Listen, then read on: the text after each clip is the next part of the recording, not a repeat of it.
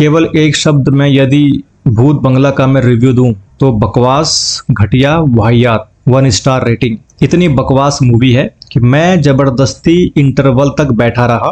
बहुत बार मेरा इंटरवल से पहले ही बाहर आने का मन किया, लेकिन क्योंकि गर्मी बढ़ रही है, मुंबई में और भी बढ़ रही है, तो एसी की हवा खाने के लिए मैं इंटरवल तक बैठा रहा। इंटरवल में मैं बाहर आ गया। I left this movie. इतनी घटिया और वाहियात है, सारी कॉपी पेस्ट है, जबरदस्ती की कॉपी पेस्ट है।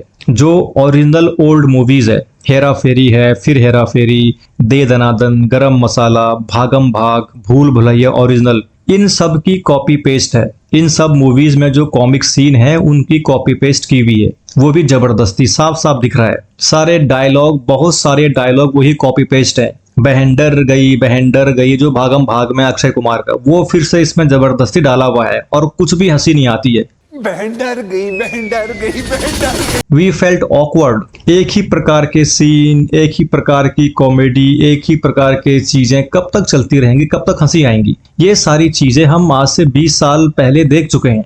20 साल बाद भी तुम एक कॉमेडी मूवी बनाते हो और 20 साल पहले की चीजों को लेकर के, और वो भी बिना स्क्रिप्ट के, बिना स्टोरी के, बिना एक्टिंग के, बिना कॉमेडी के। अक्षय कुमार ने इस मूवी को पता नहीं कितने न्यूज चैनल में प्रमोट किया है। उसने इस मूवी का बहुत प्रमोशन किया है और एक शब्द उसने बार बार रिपीट किया है कि भूत बंगला में सिचुएशनल कॉमेडी है। सिचुएशनल कॉमेडी कि जैसे मारना किसी और को था लेकिन लग किसी और को जाता है। अरे ये सब हम 20 साल पहले देख चुके हैं। हेरा फेरी में, फिर हेरा फेरी में, दे दनादन में, गरम मसाला में, भूल भुलैया में, फिर से वो सब चीजें इसमें। तो साफ साफ दिख रहा है कि ये कॉपी पेस्ट की हुई है, और वो भी जबरदस्ती की। कुछ भी नेचुरल नहीं लगता है, साफ साफ लगता है कि जबरदस्ती की मूवी बना रखी है। प्रियदर्शन ने ये मूवी पता नहीं क्या सोच करके डायरेक्ट की, I don't know. Akshay Kumar पर तो चलता है। अक्षय कुमार तो ऐसी जो हाउसफुल 5 मूवी आई थी अक्षय कुमार की, बिल्कुल वैसे ही है। भूत बंगला जो मूवी कैटेगरी है, जो हाउसफुल 5 आई थी बेसर पैर की मूवी, वैसी ही मूवी है। एकदम घटिया, थर्ड क्लास मूवी है। दूसरी चीज, इसमें इस मूवी के जो भी स्टार कास्ट है, मेनली जो ओरिजिनल भूल भुलैया मूवी थी उसके स्टार कास्ट है मेल। अक्षय कुमार, परेश रावल, राजपाल यादव, असरानी, ये सारे 20 साल पहले की स्टार कास्ट है। अब 20 साल के बाद वो 20 साल बूढ़े हो चुके हैं, सारे लगभग 60 साल के हो चुके हैं। अब 60 साल के हो चुके हैं तो उस मूवी में साफ साफ दिख रहा है कि ना वो डायलॉग ढंग से बोल पा रहे हैं, ना उनमें हंसी आ रही है। तो मूवी में साफ साफ दिख रहा है इनका बुढ़ापा, मूवी में साफ साफ दिख रहा है बोलते वक्त। जब ढंग से डायलॉग ही नहीं वो बोल पा रहे हैं तो कॉमेडी कहां से होगी। और चूंकि मूवी का रिव्यू है तो मुझे बोलना पड़ेगा।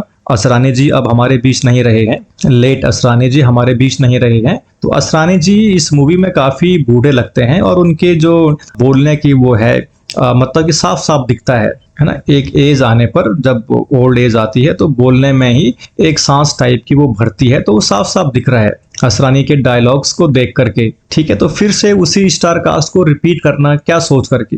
अरे भाई 60 साल उम्र हो चुकी है, 20 साल 20-25 साल मूवी जो तुमने बनाई है, ठीक है, 20-25 साल बाद भी तुम उसी लाइन पे चल रहे हो। वो सब चीजें हम अपने बचपन में देख चुके हैं, तो वो सब चीजें फिर से क्यों दिखा रहे हो। और दिखाना भी है तो एक नेचुरल एक्टिंग के हिसाब से होना चाहिए। ना इसमें स्टोरी है, ना स्क्रिप्ट है, जबरदस्ती की डायलॉग बाजी है कि बहन डर गई, बहन डर गई। वो सब हम देख चुके हैं, मीम्स बन चुके हैं, लोग क्लिप शेयर करते हैं, तो वो सब फिर देखने में अब वो जबरदस्ती का है। इंटरवल तक मैंने ये मूवी देखी है।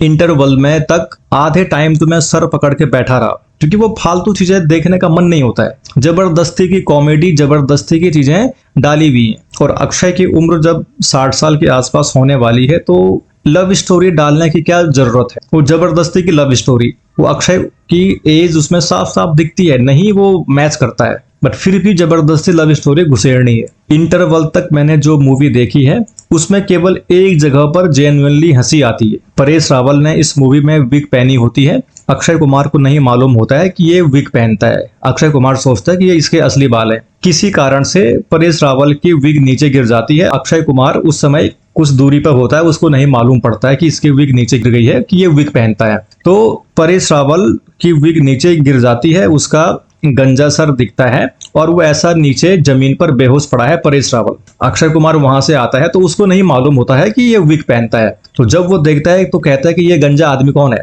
परेश रावल की विग नीचे जमीन पर पड़ी होती है अक्षय कुमार दूर से देखता है विक को तो उससे लगता है कि ये कोई मरा हुआ कौवा है, तो अक्षय कुमार को लगता है कि ये मरा हुआ कौवा है और वो फिर परेश रावल के पेट में वो डंडा मारता। तो इसी सीन में थोड़ा हंसी आती है, नेचुरल हंसी, एक जेन्युइन हंसी इसी सीन में आती है। यही एक थोड़ा मुझे यूनिक और कुछ एक नया सीन लगा। बाकी के सारे जो भी सीन है वो कॉपी पेस्ट है। तो ना मूवी में स्टोरी है ना स्क्रिप्ट, स्टोरी है भी तो बकवास है, स्क्रिप्ट नहीं है, एक्टिंग भी नहीं है, कॉमेडी भी नहीं है। सारे एक्टर्स ये बूढ़े हो चुके हैं, वो साफ साफ दिख रहा है, उनकी आवाज से, उनके डायलॉग बाजी से साफ साफ दिख रहा है।